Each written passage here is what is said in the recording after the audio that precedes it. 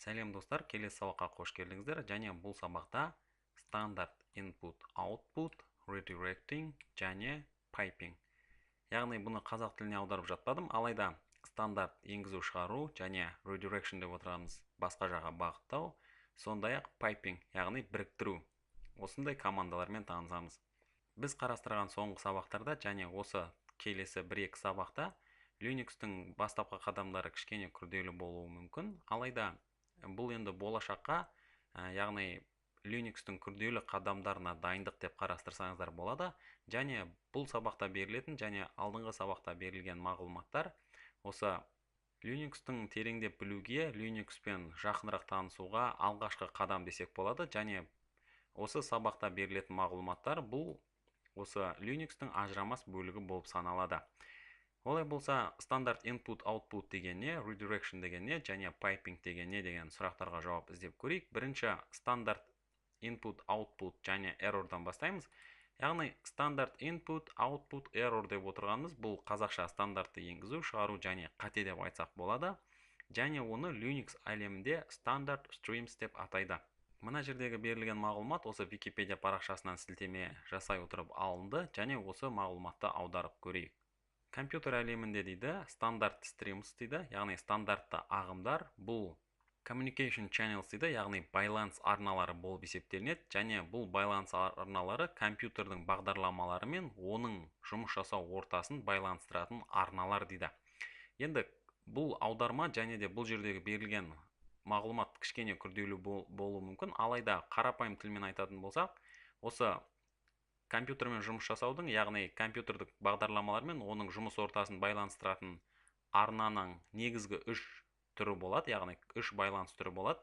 Және олар стандарт input, std-in, стандарт input деп аталынады.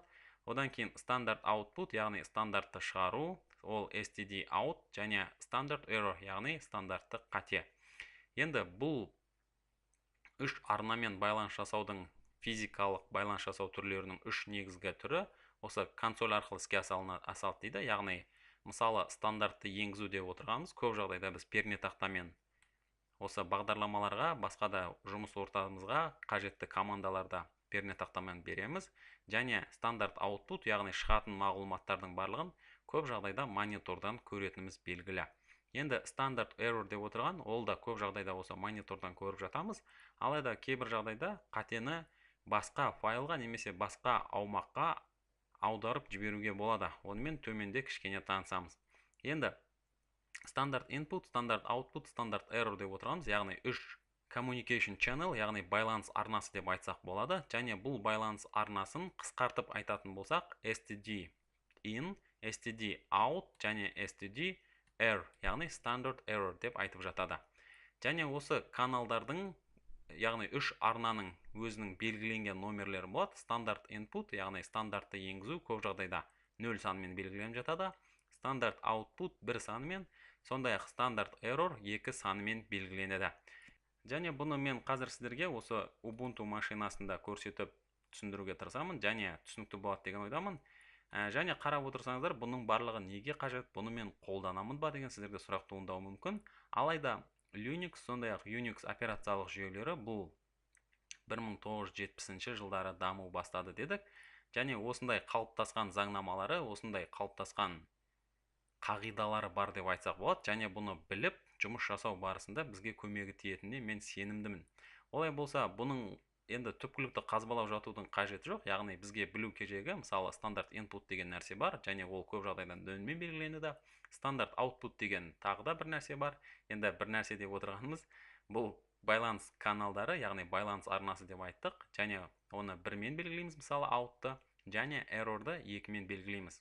Енді осыны command line interface, яғни біз осы жерде терминалдан көруге тырысайық. Ол үшін мен қазір Linux дистрибутивін Ubuntu'ды қосамын. Және стандарт input деп отырғанымыз, мысалы мен қазір пернетақтаның көмегімен ls командасын енгіземін. Және enter нүктесін басамын. Мына жерде көріп отырғанымыз, бұл ls командасын осы пернетақтамен жазу арқылы мен мысалы стандарт input жасадым, яғни бір команда енгіздім.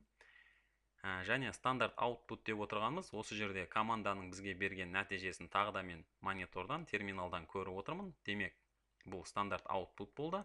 Енді стандарт error деп отырғанымыз, әрине бұл жерде ешқандай қате шықпады. Алайда қатені шығару үшін, мысалы мен қазір change directory және root фолдерге ауысамын, яғни root directoryге. Және осы жерде мен мысалы бір файл жасап көрейін, яғни make directory mine деп атай салайын және enter нүктесін басайын. Және көріп отырғандарыңыздай бұл жерде директорий жасау мүмкіндігі жоқ дейді. Сіздің құқығыңыз бұл жерде шектеулі дейді. Яғни байқап отырсаңыздар, біз root фолдерде, негізгі түп тамыр фолдерде файл жасауға қарапайым қолданушының мүмкіндігі жоқ. Яғни бұл жерде root фолдер болу керек. Яғни бұл жерде стандарт error, яғни стандартты қате шықты. Яғни барлығы түсінікті деген ойдамын. Стандарт input деп отырғанымыз, көп жағдайда біз пернетақтаның көмегімен команда енгіземіз. Стандарт output деп отырғанымыз, осы нәтижелер шығады және ол нәтижені тағы да біз монитордан көреміз.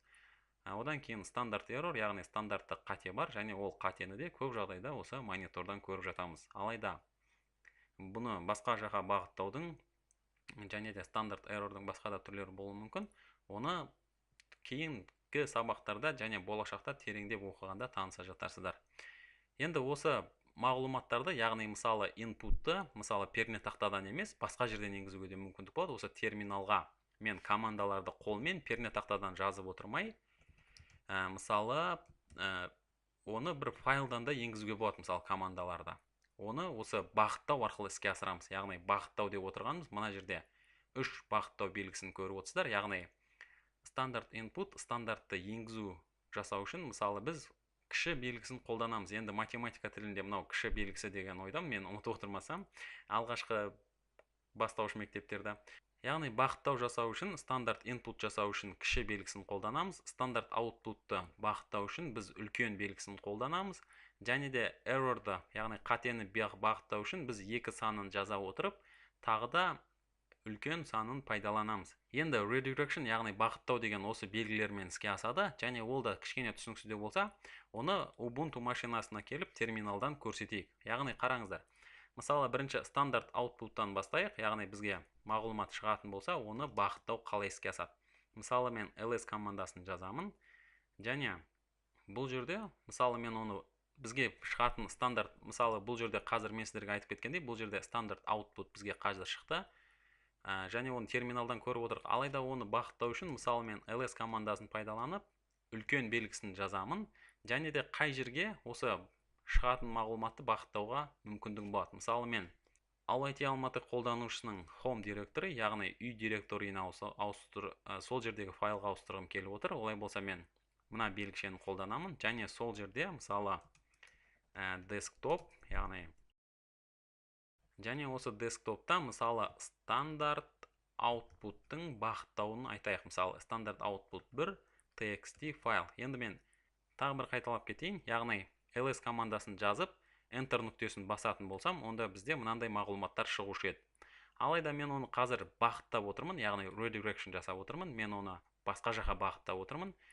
Атап айтатын болсақ, мен IoT Алматы қолданушысының home директорийінің desktop, яғни жұмыс үстеліне, соның ішінде стандарт output 1 деген мәтіндік файлға бағыттап отырмын.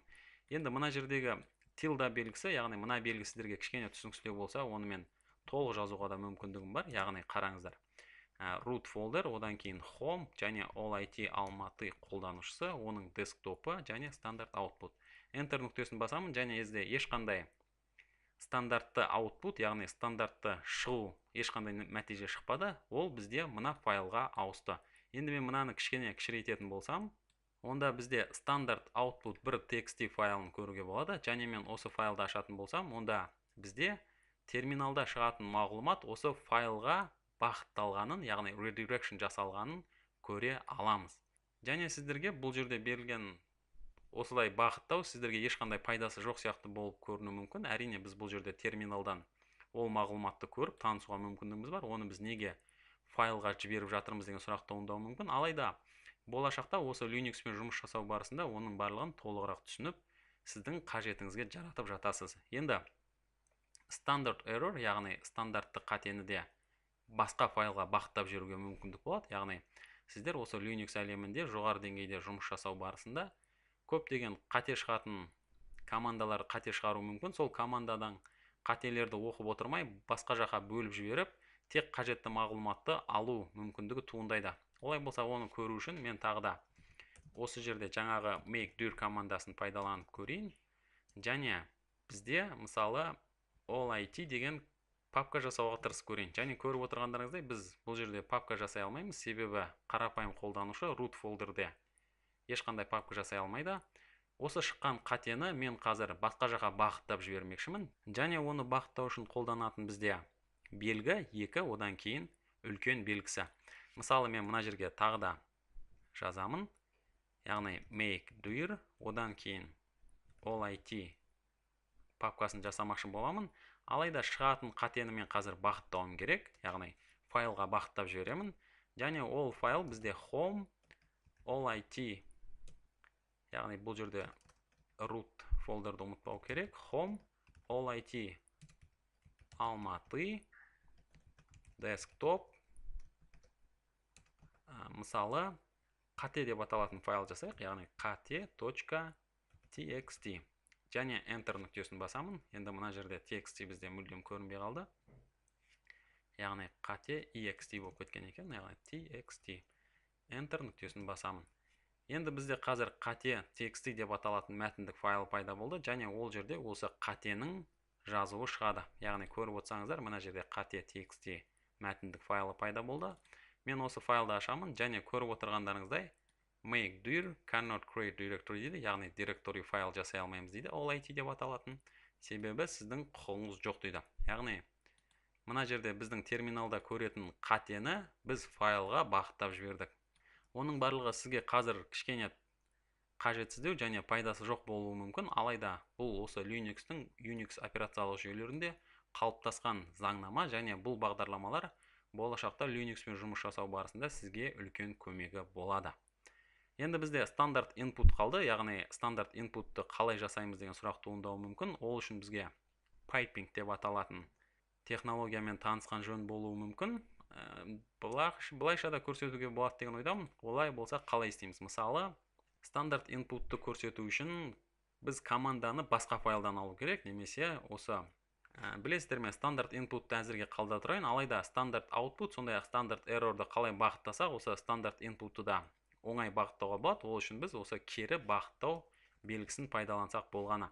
Енді біз осы piping деп аталатын технологиямен танысып жатайық, және бұның да болашақта сіздерге үлкен көмегі болады. Яғни piping деп отырғанымыз осы мына бір ғана белгішемен көп жағдайда белгіленіп жатады, және бұның беретін бізге артықшылығы ол Linux-те қолданылатын көптеген командаларды біріктіруге мүмкіндік береді. Мысалы, мына жерде psox деп аталатын команда енгізетін болсам терминалға, онда Linux-те болып жатқан барлық операцияларды бізге көрсетеді. Алайда мен less командасын қолдану арқылы яғни бұл команданың, білесіздер ме, қазір мен бұны Ubuntu машинасын ашайын, және сіздерге осы жерде көрсетейін. Яғни қараңыздар, psox деген жазамын, және enter нүктесін басамын. Көріп отырғандарыңыздай, бұл жерде осы біздің операциялық жүйеде болып жатқан барлық команданың тізімін шығарды, және ол тізім өте ұзақ екенін көресіздер. Яғни бұл жерде оқу оны бізге ыңғайсыздау болуы мүмкін. Олай болса, біз less командасын және де pipingті қолданамыз. Ол үшін біз қалай істейміз? Біз мысалы psox деп жазамыз тағы да, және осы жерде piping жасаймыз. Piping жасау үшін мына белгіні пайдаланамыз, және алдыңғы сабақтарда танысқан less командасын енгіземіз. Яғни бұл жерде көріп отырсаңыздар, psox деп аталатын командадан шыққан output, яғни стандарт output, бізде less деп аталатын команданың inputымен байланысты болады. Енді шатастырып қалуларыңыз мүмкін. Яғни less командасына input болады. Мысалы, less, қарасаңыздар, мені бізде команда 1, сондай команда 2, біз яғни 2 команда жазып отырмыз. psox бізде бірінші команда, ал less бізде екінші команда. Және де бірінші команданың стандарт output'ы ол екінші командаға стандарт input болып тұр. Яғни стандарт input'ты осы жерде көре аламыз. Мысалы, psox-тан шығатын стандарт output less-қа келіп кіріп кетеді, және less оны өзінде өңдеп бізге қажетті мағлұматты шығарады. Мен enter нүктесін бассам, көріп отырғандарыңыздай, бізде қазір енді бұл оқығанға ыңғайлы, яғни бұл жерде ешқандай басындағы барлық мағлұматты көре аламыз, және төмен қарай түсу нүктесін басу арқылы мен төмен қарай жылжи аламын. Яғни less командасы, өздеріңіз білсеңіздер, ол ұзақ файлды қысқартуға және бізге ыңғайлы етіп былай ауысуға мүмкіндік береді. Яғни мен төмен қарай нүктені баса аламын, немесе space, яғни енді space деп отырғаным үлкен мына жердегі ұзын пернетақтадағы нүкте, оны қазақша қалай атайтынын ұмытып отырмын. Яғни мен төмен қарай немесе осы space нүктесін басу арқылы файлдың төмен қарай немесе жоғары қарай жылжуға мүмкіндігім болады. Енді шамалы шадаспаңыздар деген ойдамын. Яғни мен Q-ді басайын және де осы командамен кішкене тағы да танысып кетейін. Яғни PSAUX-тан шығатын бізде стандарт output, ол екінші команда less деген командаға стандарт input болды. Және пайпингті қолдана отырып біз бірнеше команданы байланыстырып өзімізге қажетті нәтижені алдық. Тағы айта кететін нәрсе, бұл мағлұматтар басында кішкене күрделі болғанмен, болашақта жұмыс жасау барысында және де тағы да тереңірек өз беттеріңше ізденіп танысу барысында үлкен көмек болады. Және де Linux дистрибутивтерімен жұмыс жасау, сондай-ақ мәтіндермен жұмыс жасау, Linux-тың жүйе администраторлары болып жұмыс жасау барысында сізге үлкен көмек етеді. Олай болса, мен келесі сабақта кездескенше сіздермен әзірше қоштасамын.